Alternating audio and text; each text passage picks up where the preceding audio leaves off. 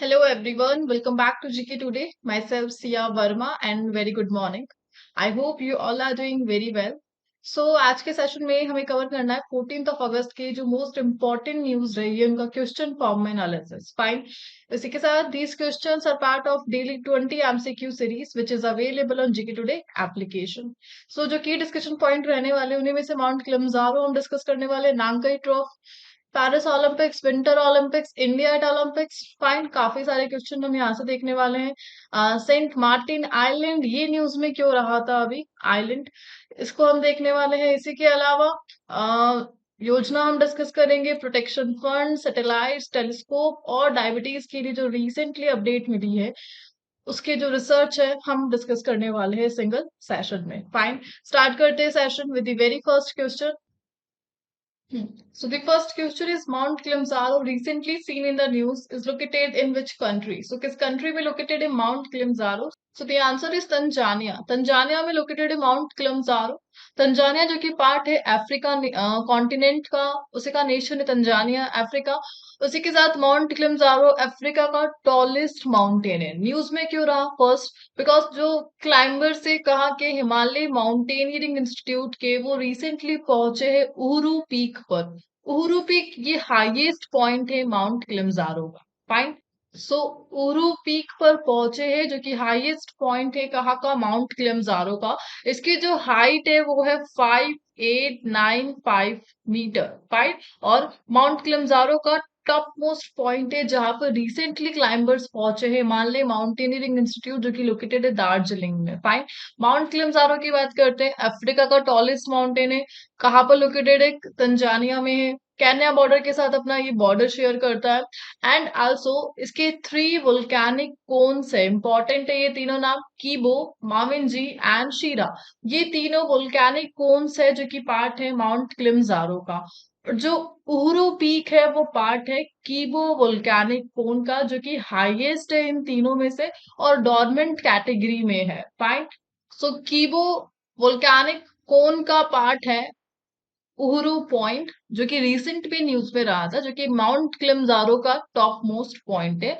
ये किस कैटेगरी में है? डॉर्मेंट कैटेगरी में है। बाकी जो अदर दोनों वोल्केनिक कोन है वो किस कैटेगरी में है? एक्सटिंक्ट कैटेगरी में है। फाइन, इसी के साथ माउंट किलिमंजारो से जो शेयर्ड किलिमंजारो नेशनल पार्क है उसे यूनेस्को ने वर्ल्ड हेरिटेज साइट का दर्जा दिया था कब? 1987 में। इसी के साथ माउंट किलिमंजारो ये लोकेटेड है कहाँ पर? ग्रेट रिफ्ट वैली में।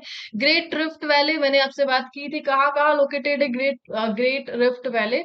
इथोपिया में, केन्या में, उगांडा में, तंजानिया में। फाइन, और कल ही हमने देखा था केन्या में लोकेटेड है लेक तुर्काना, इथोपिया में लोकेटेड है अफार ट्रायंगल, और नाउ तंजानिया में लोकेटेड है माउंट किलिमंजारो। और ये सब के सब पार्ट है किसके? ग्रेट रिफ्ट वैली के। सो अफार ट्रायंगल जो सून कन्वर्ट हो सकता है वर्ल्ड का 6th ocean as per geologist, कहाँ पर लोकेटेड है?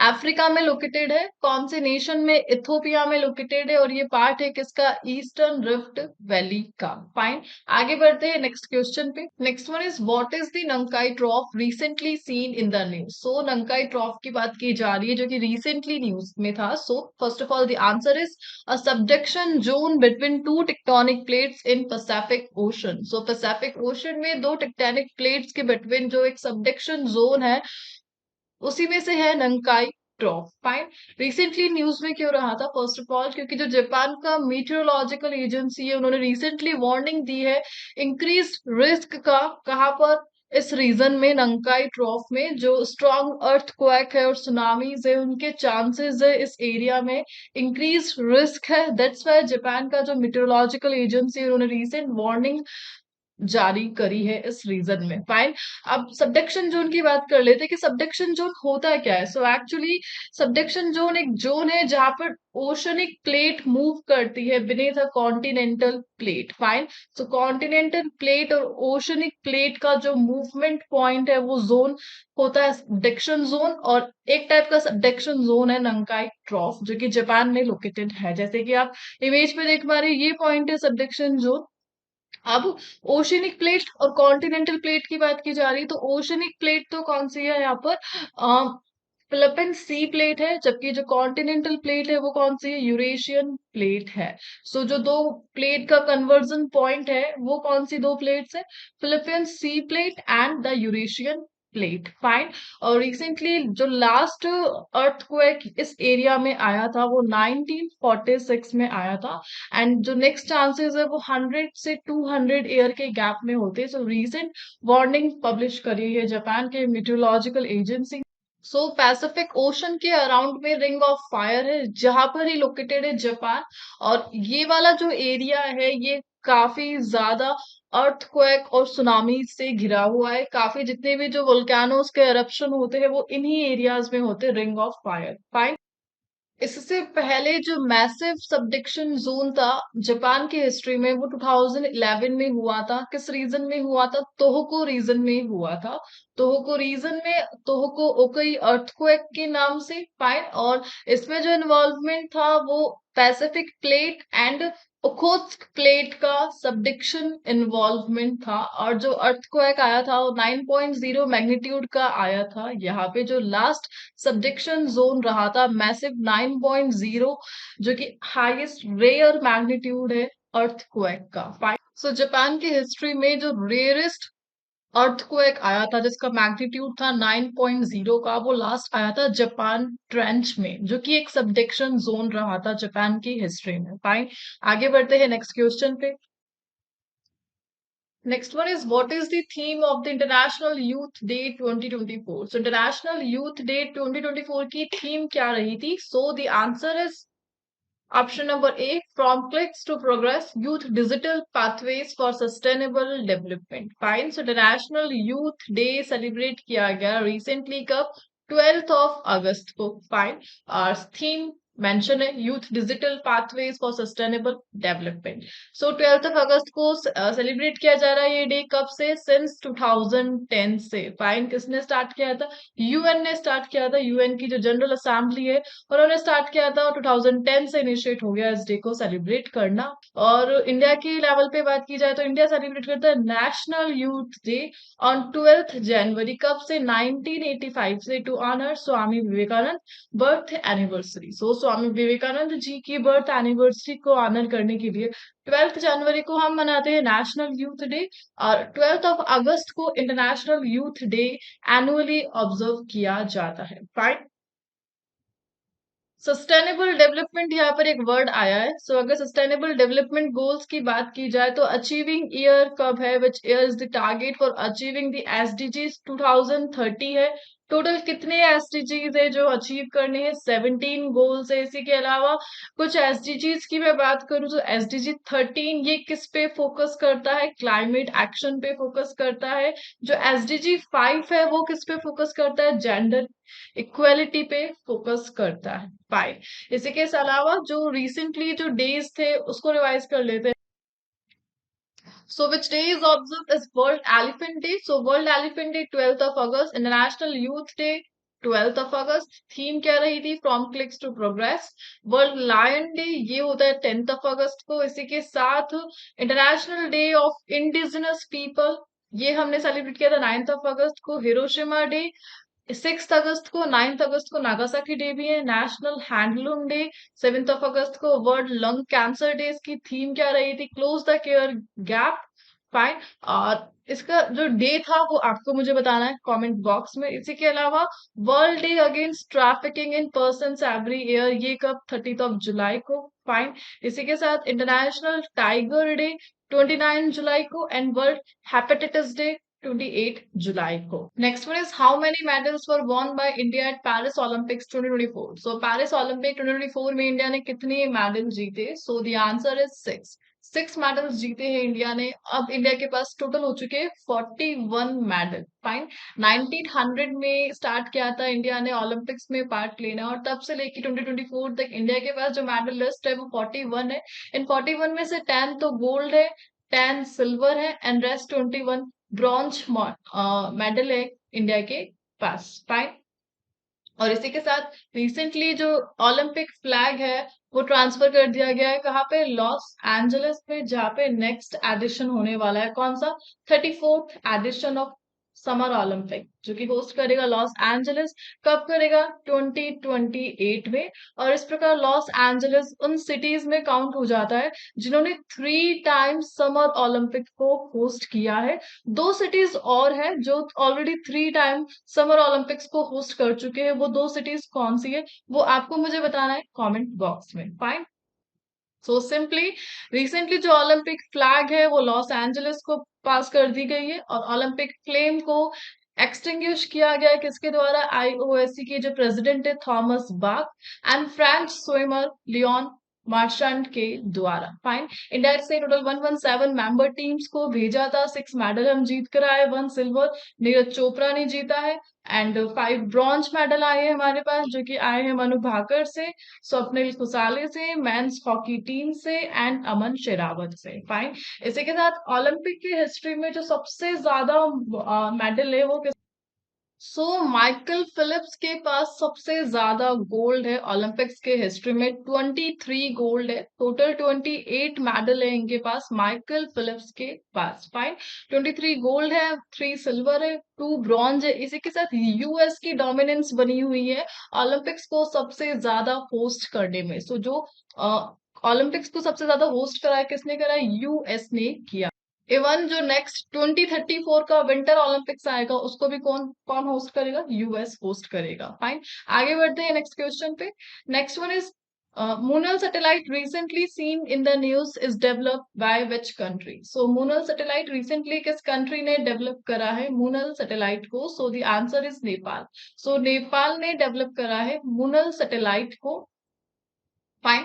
सो रिसेंटली न्यूज में क्या हो रहा है क्योंकि जो India ministry of external affair है वो नेपाल के विजिट पे थे एस जे शंकर और न्यू स्पेस इंडिया लिमिटेड ने साइन करा है एक एमओयू ताकि नेपाल का जो मूनल सैटेलाइट है उसको लॉन्च किया जा सके। फाइन। सो रिसेंटली एग्रीमेंट हुआ इंडिया और नेपाल के बीच में ताकि नेपाल के सैटेलाइट को लॉन्च किया जा सके with the help of new space India limited NSIL जो कि इसरो का कमर्शियल आर्म है। फाइन।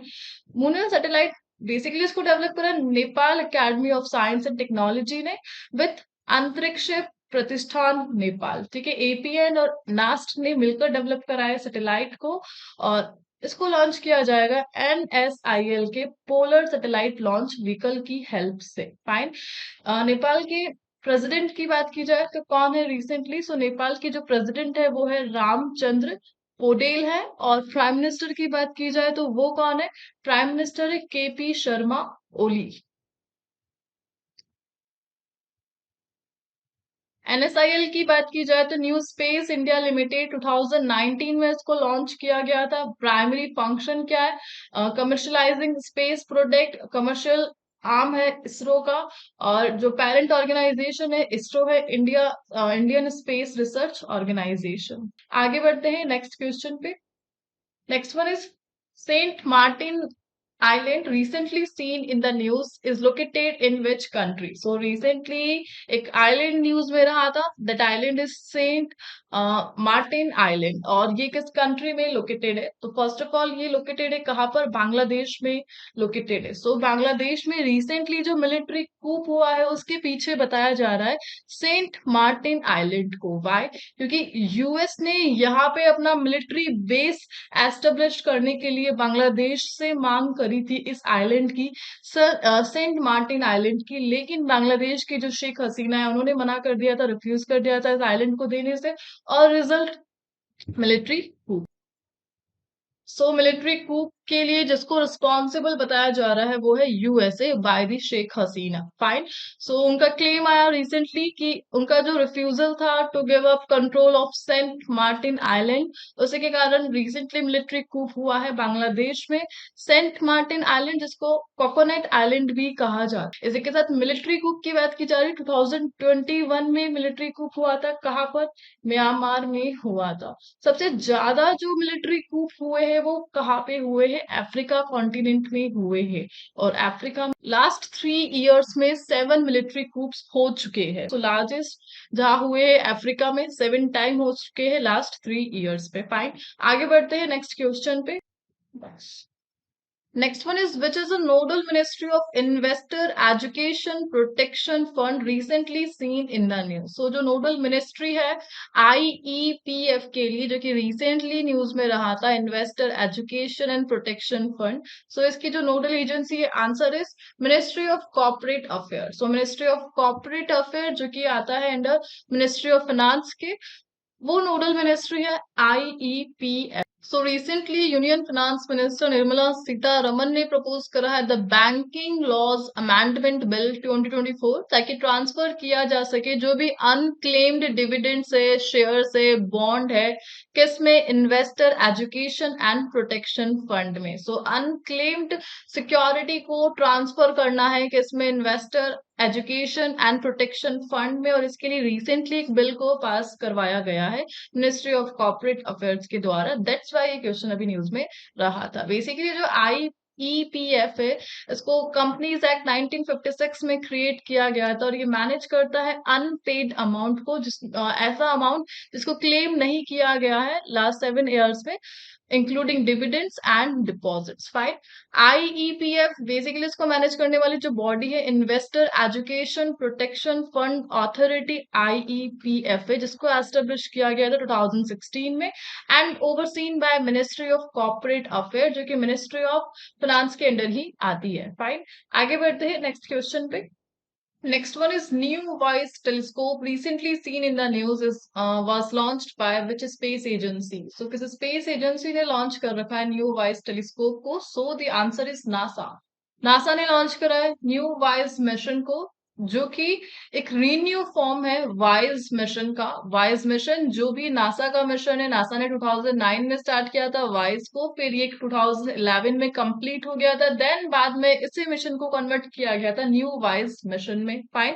और रिसेंटली न्यू वाइज मिशन में जो टेलीस्कोप यूज किया गया था that is new wise telescope इसको डेवलप करा है लॉन्च करा है नासा ने. सो न्यू वाइज मिशन को स्टार्ट किया गया था ताकि जो अर्थ के नियर बाय ऑब्जेक्ट्स है उनकी स्टडी की जा सके. डिस्टेंट एस्ट्रॉइड्स कॉमेट्स की स्टडी के लिए इस मिशन को स्टार्ट किया था नासा ने.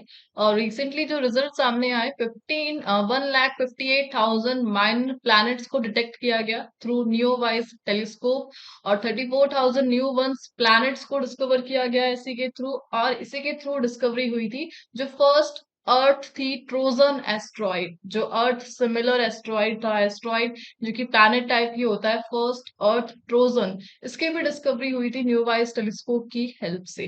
फाइन.